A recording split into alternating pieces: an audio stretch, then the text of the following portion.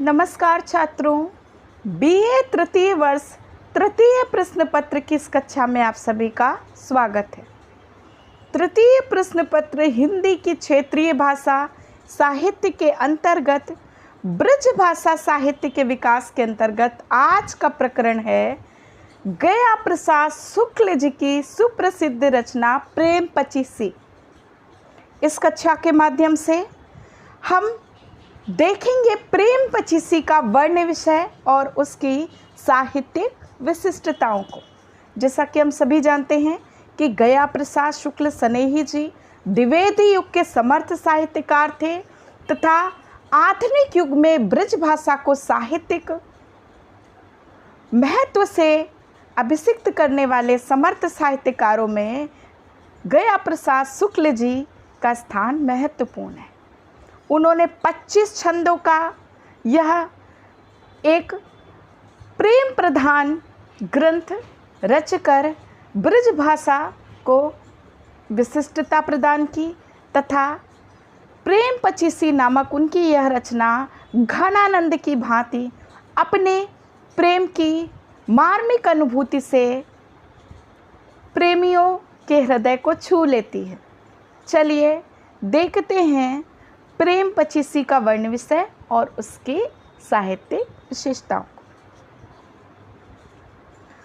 प्रेम पचीसी रीतिकालीन परिपाटी पर रचित वियोग श्रृंगार की अमूल्य कृति है। जैसा मैंने पहले भी बताया कि इस ग्रंथ को पढ़कर बरबस ही हमें घनानंद की याद आ जाती है। घनानंद के कविता हमारे हृदय में झूम जाते हैं।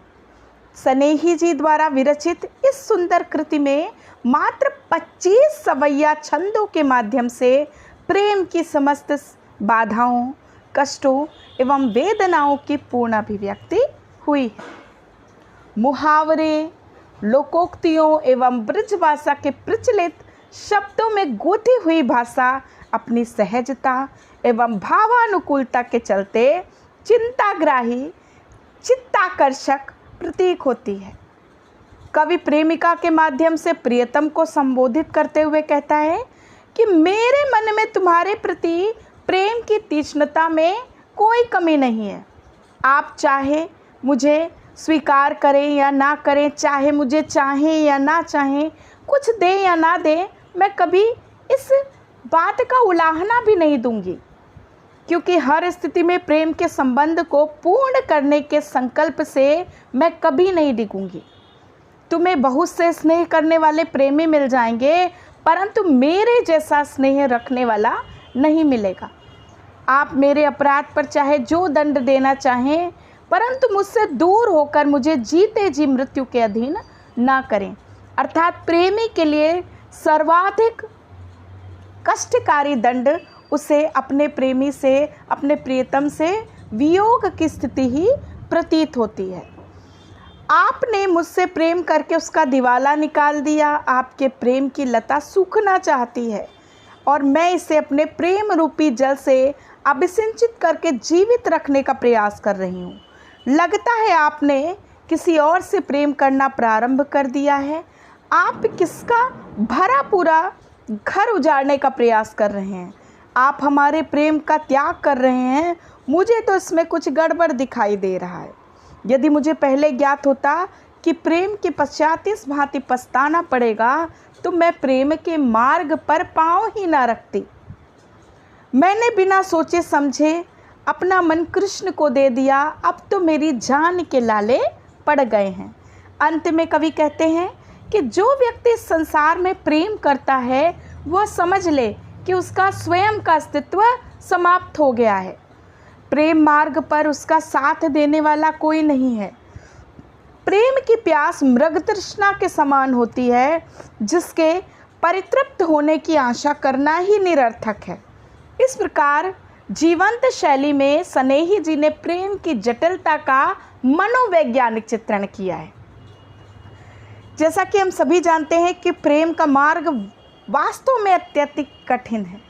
कवि बोधा कहते हैं कि अति छीन मृणाल के तार पे धावन है, प्रेम का पंथ कराल महा, तलवार की धार पे धावनो है।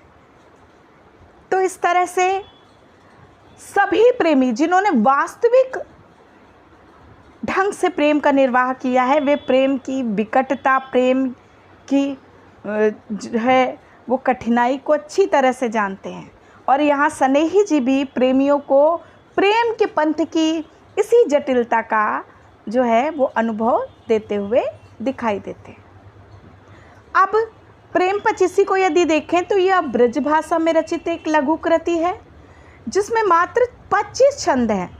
स्नेही जी की एक मुख्य विशेषता यह है कि वे श्रृंगार प्रधान रचनाएं ब्रज भाषा में लिखते हैं, जबकि राष्ट्रीय कविताएं खड़ी बोली में लिखते हैं। प्रेम पचीसी के काव्य सौंदर्य का या उसकी विशिष्टताओं का उद्घाटन यदि हम देखें तो हम निम्नलिखित शीर्षकों के अंतर्गत कर सकते हैं। सबसे पहले है वर्ण विषय। वर्ण विषय को यदि हम देखें तो इसमें कवि स्नेही जी प्रेम की उद्दांत भावना का चित्रण करते दिखाई देते हैं। इसका वर्ण विषय ही प्रेम है कि किस तरह से यदि प्रेम के मार्ग पर कोई आगे बढ़ता है और उसको अपने प्रेमी का यथेचित भाव नहीं मिलता है, उसको प्रेम का प्रत्युत्तर नहीं प्राप्त होता है, तो किस तरह उसका मन, उसका जीवन जलता रहता है वियोग की अग्नि में। तो कवि कहता है कि यदि वह जानता कि प्रेम करने के कारण उसकी यह दशा हो जाएगी तो वह इस बला को कभी अपने सर पर नहीं लेता। स्नेह के मार्ग पर पैर रखने वाले को अपना कलेजा पत्थर का कर लेना चाहिए। कवि कहते हैं कि यदि कोई यह सोचकर प्रेम करता है कि इसमें उसे सुख मिलेगा तो वो पूरी तरह गलत सोचता है, क्योंकि प्रेम करने वाले को अंततः कलंक ही लगता है। तो यहाँ पर कवि कहते दिखाई देते हैं कि जानत जो यह हुई है दशा तो बलाए नयो अपने सिर लेते, ठानते जो मरी बेमन में करी और चुकती कहूँ परी मरी लेते, होत सचेत हमेश जुतु दिल आपन यो सहजे हरि लेते, देते जुपाओ स्नेह के पंथ करे जाऊँ पाथर को करी लेते। कितनी सुंदरता के साथ एक प्रेम में विकल वियोग झेल रहे व्यक्ति ने अपनी मर्मांतक व्यथा को प्रस्तुत किया है। तो वर्ण विषय जो है वो वियोग, प्रेम के वियोग का ही चित्रण है। और यहाँ कवि आगे कहता है कि प्रेम के फंदे में पड़ना यमराज के फंदे में पड़ने के समान है। क्यों? क्योंकि जब वियोग व्यथा सामने आती है तो प्रेम प्राणों का ग्राहक बन जाता है। और इन्हीं भावों को कवि स्नेही निम्नलिखित पंक्तियों में व्यक्त करते हैं। वे कहते हैं, सुख सोच स्नेह करो न कबे लगी है न तुअंत कलंक को टीको। कि भैया सुख की भावना से प्रेम मत करो, क्योंकि इसमें तो अंत में कलंक का टीका ही लगना है। पर ये नहीं प्रीति के फंदन में यह काम करे जम की फसरी को, मन भावत जानत जाको अबे कछ धौस में होई है सो ग्राहक जी को, जिय जान स्नेही सदैव रहो पकवान है ऊंची दुकान को फीको। कितनी सुंदरता के साथ प्रसिद्ध लोकोक्ति को रख करके स्नेही जी प्रेम की दुश्वारता को और प्रेम के ठगी वाले रूप को सामने लाते दिखाई देते हैं। तो यहाँ पर वर्ण विषय में हम देखते हैं कि कितनी सुंदरता के साथ प्रेम के वियोग पक्ष का चित्रण स्नेही जी द्वारा किया गया है। दूसरी विशेषता है ब्रज भाषा का प्रयोग। यद्यपि स्नेही जी द्विवेदी युग के कवि थे, परंतु उन्होंने युगीन परंपरा के विपरीत ब्रज भाषा में अपनी काव्य रचना की। क्योंकि हम जानते हैं कि द्विवेदी युग की प्रमुख विशेषता ही कविता के क्षेत्र में खड़ी बोली का प्रयोग था, परंतु द्विवेदी जी ने इस परंपरा के विपरीत ब्रज भाषा में काव्य रचना की थी। वे ब्रज भाषा और खड़ी बोली दोनों में ही काव्य रचना करते थे, परंतु उनकी मान्यता थी कि श्रृंगारी रचनाएं ब्रज भाषा में ही की जानी चाहिए, क्योंकि श्रृंगार के लिए जो मिठास, जो भाव अपेक्षित हैं वे ब्रज भाषा में अधिक कुशलता से व्यक्त किए जा सकते हैं, तथा खड़ी बोली इसके लिए उपयुक्त नहीं है। इसी कारण उन्होंने प्रेम पचीसी की रचना ब्रज भाषा में की।